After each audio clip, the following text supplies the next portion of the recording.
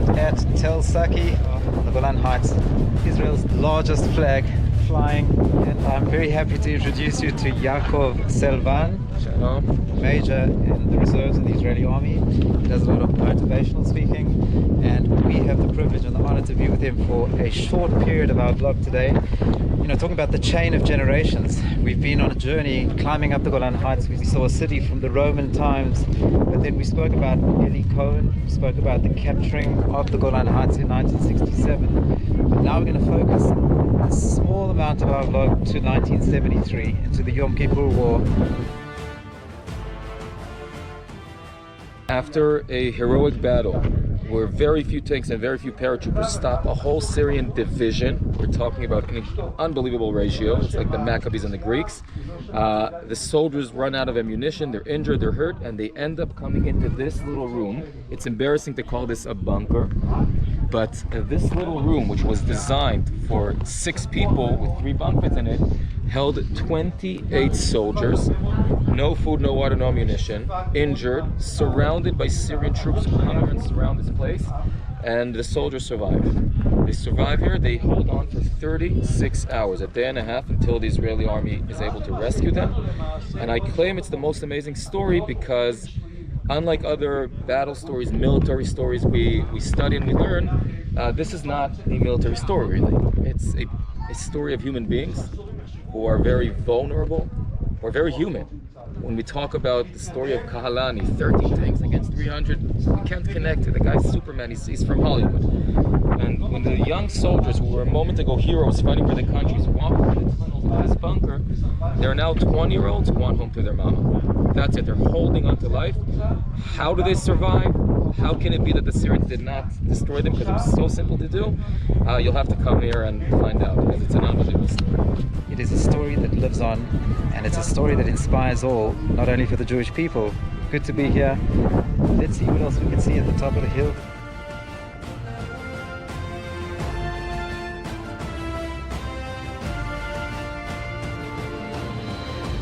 Okay folks, we're going into the bunker. Join us. Shalom. לא, היא לא מפחדת. הלכתי אותה.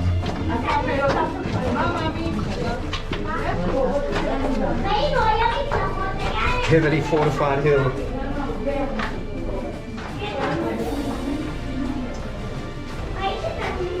As you can see, if you don't have someone who knows the way, you can get lost in here. It's like a maze. It is a maze. It's amazing. Yeah, totally. Here is the main space. Right. Wow. We made this drawing to maybe give a feeling of the soldiers in the bunker. In this space, actually, main parts of the HBO Max hit show, Valley of Tears, were filmed.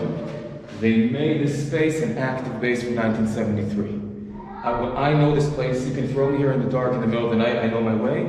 I couldn't recognize it. They put real equipment from 73, real newspapers from that day.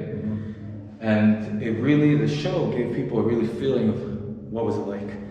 So it was filmed here. This mast and this lock are part of a program we run here, which is basically an escape room. Right. We take people on a tour through the site. Wow. They have to listen very well, and then they have 1 hour to escape this bunker. Here is the memorial room. Okay. For the fallen soldiers, as we said outside, 32 soldiers. Without speaking Hebrew, there's one thing that always stands out here. Look at the ages. You can see in the bottom number, how old was he when he fell? Wow. You can see that most of them are 21 and under.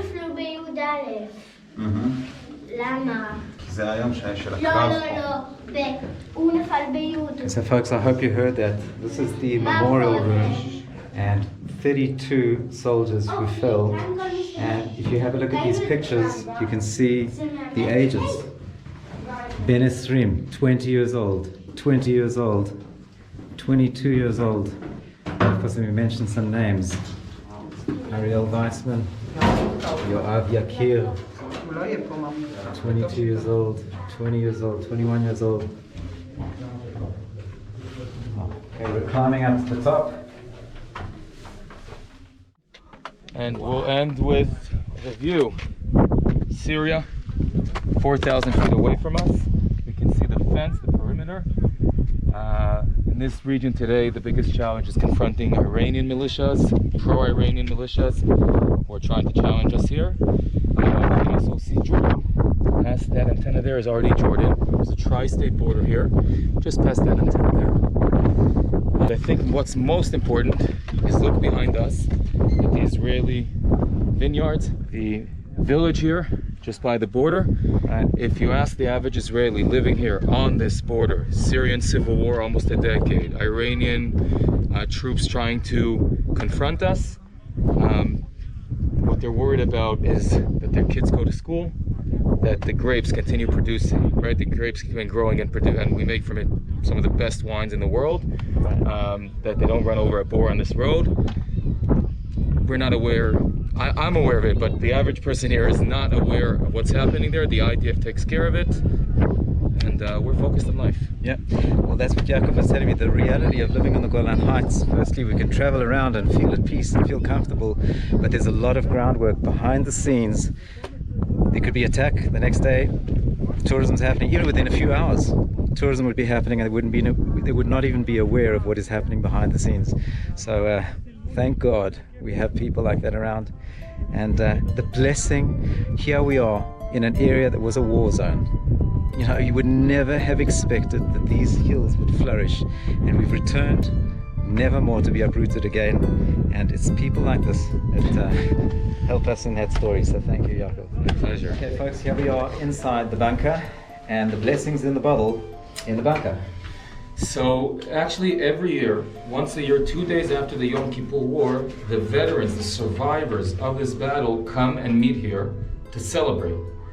With all the pain of losing their friends, they survived and they were liberated from the bunker after 36 hours, the 12th of Tishrei. So they come here to this place and they celebrate. Since I've been coming here 4 years ago, I always bring my bottle of wine. When I say celebrate, celebrate. Bottles of booze, everything, full package. So I always bring this wine, which is my favorite wine. This is the 188, which happens to be my unit. Turn around. We are the only unit. Khativa 188, 188 Brigade. I always, when we argue who's the best unit, I always take this, when I do motivational speaking in the army, I take out the bottle and say, does your unit have a wine named for it? So there's Falafel Golani, which is nice, but there's only one wine. And that's in honor, actually a paratrooper made these, but it's in honor of the fighters, who thanks to them we can grow the grapes in the vineyards and we can make this award-winning wine thanks to them. So this is our way to appreciate them. Unbelievable. Nichnas yain yotze sod. Wine goes in, secrets come out. So Yaakov, what's the secret of Israel's success? Ooh, wow. That's a great question. I'm supposed to say something about Startup Nation, but I think emunah, belief, believing in your purpose, believing in your people, believing in your path. I go with that. Emunah shlema, b'viat HaMashiach, ani ma'amin. This is the hope of the Jewish people, to have the full faith and also to believe in the messianic redemption, not only of this land, of the people, of the nations that come to see her and be blessed by her. So come and visit. Yaakov will pour you some of this delicious 188. What would a bottle of this go for? Wow. Priceless.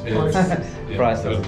Anyway, ladies and gentlemen, we're going to sign off the vlog from here. Thank you for Yaakov adding the height to this vlog. We look forward to many, many more. Click the subscribe button, follow us around the country, and make sure to have contact with Yaakov. If you look in the description, I have his details, and you can be taken about by one of the leaders of the modern state of Israel. Thank you. Shabbat shalom. Shabbat shalom.